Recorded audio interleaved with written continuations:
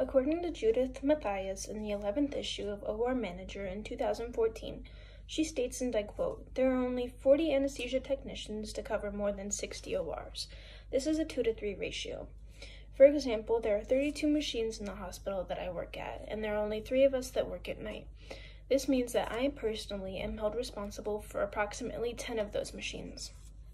Anesthesia technicians handle many responsibilities, such as helping the anesthesiologist with regular cases as well as traumas, and being familiar with and helping out other departments in the hospital. What is an anesthesia technician?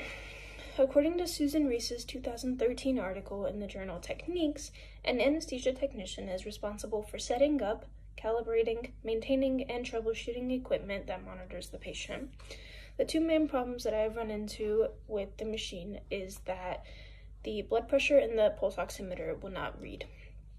With the blood pressure, a lot of times it will be on the wrong setting, so I will just have to go back and set it to adult. While the pulse oximeter, the patient's hands might be too cold for the readout to show up, as well as it might not be plugged in all the way. I'll plug it in correctly and make sure that everything is right, and if it's still not giving a good readout, I might tell the anesthesiologist, "Hey, why don't we try the ear? It might give a better read." In Susan Reese's 2013 excerpt from Techniques, some hospitals only require a high school diploma, although most require a 2-year degree. When I got hired, I only had to have 2 courses of collegiate science classes. I was also required to have my basic life support or CPR card, so the hospital knows that I am capable of giving compressions to a patient should I need to. In the April 2013 issue of AANA Journal, Lisa Haas wrote, "Anesthesia technicians are tasked with the responsibility to manage supplies, care for equipment, and assist anesthesia providers. Our main job is to do turnovers, which is clean up and put the room back together, to stock any OR that we can, and to finish up any cases that are left from the morning." How do anesthesia technicians help during traumas? In 2012, Dr. Ortega Gonzalez published Anesthesia for Trauma Patients. He wrote, and I quote, "A difficult airway is not unusual, and special airway management may be required at short notice. The 2 main difficult intubation scopes that we are held responsible for is the glide scope and CMAC. Both are difficult intubation scopes. However, the glide scope is more for patients with history of throat cancer or nerve damage to the neck or spine, while the CMAC is a difficult intubation fiber optic scope that is a lot smaller, so it allows the patient to have a smaller scope down their throat. Anesthesia technicians also help during arterial and central lines. A lot of times the anesthesiologist will put the arterial lines through the radial artery in your wrist, so it'll give a more consistent blood pressure reading throughout surgery, while the central line is placed in your interior jugular vein, which is a faster route into the heart.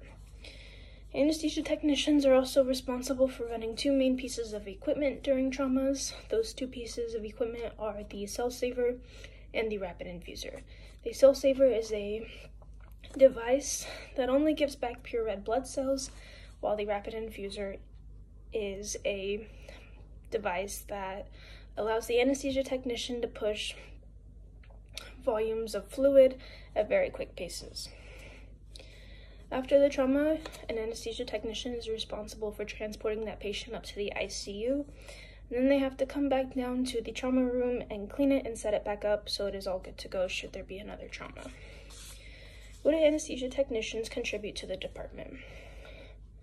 As an anesthesia technician, you are responsible for knowing where all the different ICUs are, as well as delivering supplies and stock to out-of-department areas.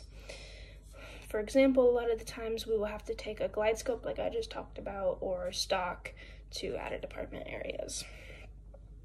In Judith Matthias' 2014 article from the journal OR Manager, she states, and I quote, "Anesthesia techs are pivotal to the smooth running of the OR. We are also responsible for helping with small tasks. This helps the anesthesiologist or CRNA focus directly on that patient instead of worrying about prep or IVs or whatever it may be. While an anesthesia technician is not a career that is well known or something that not a lot of people might want to do, it is a very good stepping stone. It helps people get their foot into the door into the medical field if that's something they want to pursue. Anesthesia technicians help in regular cases as well as in traumas. We also are responsible for helping with other out-of-department areas.